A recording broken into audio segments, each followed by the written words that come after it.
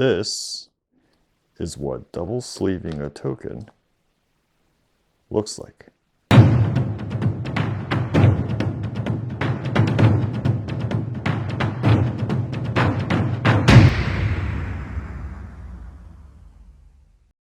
Hi everyone, this is Hayne from Wizards Den, and you are watching Sorcery TCG News. Today on Sorcery TCG News, we are going to talk about how to sleeve the quarter-size tokens that are included in the 4 elemental pre-constructed decks. For those who are not aware, this is what you are getting inside the pre-constructed deck. This was one of the images which Eric, the creator of Sorcery, pasted recently. In the bottom section, you see 4 types of tokens. These are quarter-size tokens and they look like this.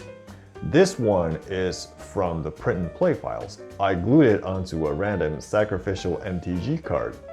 These are sized 32 by 45 millimeter.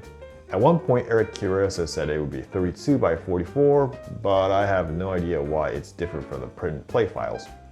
Anyways, it's a small difference and won't be too much of a problem for this discussion. In the official Sorcery Discord, there were many people questioning how to sleeve these tokens. And here's my take.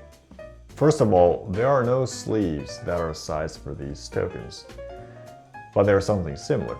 There is a board game card size format called Mini European Gaming Cards. This kind of card has the same width as these tokens.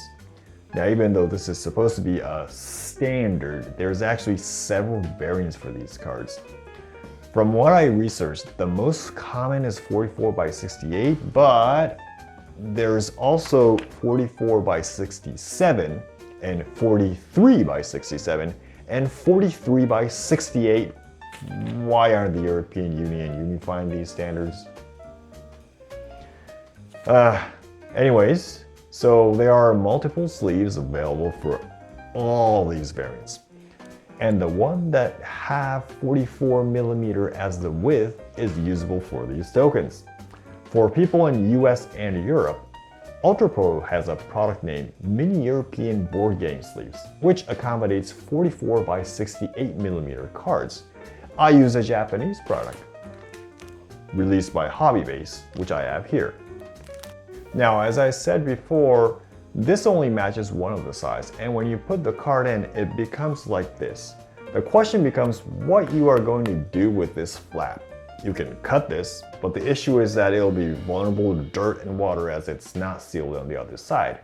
A typical solution is double sleeving, but unfortunately there are no perfect fit sleeves that we can use for these sizes, and therefore double sleeving is not possible.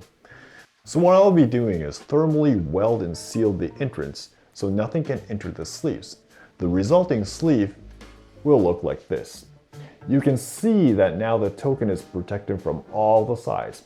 Unlike normal cards, we are not going to take out the token, so it's not a huge issue. Let me demonstrate how to do this. To do this, I'll be using HS40 heat sealer made by a manufacturer named Goot, a Japanese company. The tip is essentially a hot iron and it will melt the polyethylene and weld it tight. Prepare your work surface by first placing a heat-resistant silicone pad.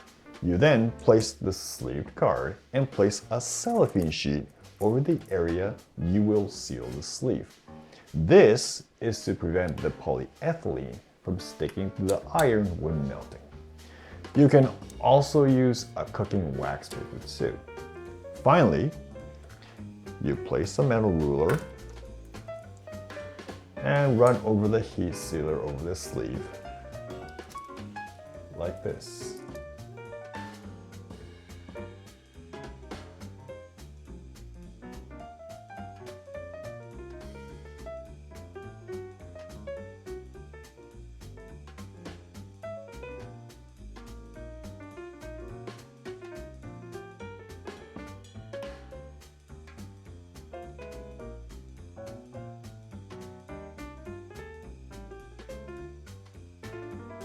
And this is how it would look.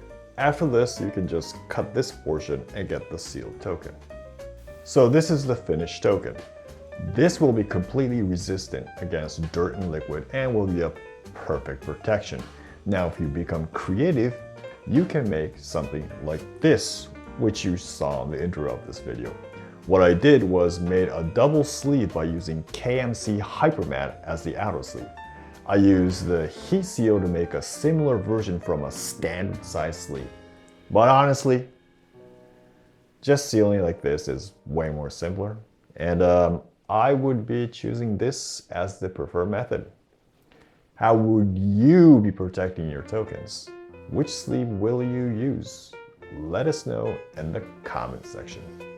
So, that's it for today's Sorcery TCG news. If you like this video, please give it a thumbs up and subscribe to the channel for future episodes regarding sorcery. Thanks for watching, and until next time, have a great game.